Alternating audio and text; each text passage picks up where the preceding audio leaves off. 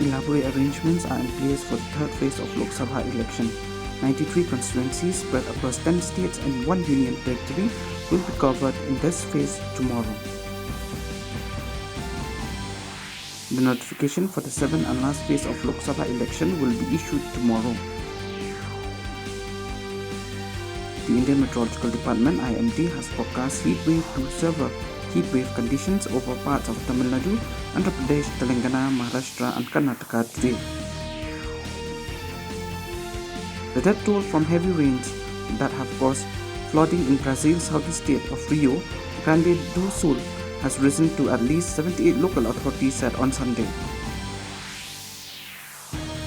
3 Israeli soldiers were killed in a rocket attack claimed by Hamas armed wing near the southern Gaza Strip city of Rafah, where Palestinian health officials said at least 19 people were killed by Israeli fire on Sunday.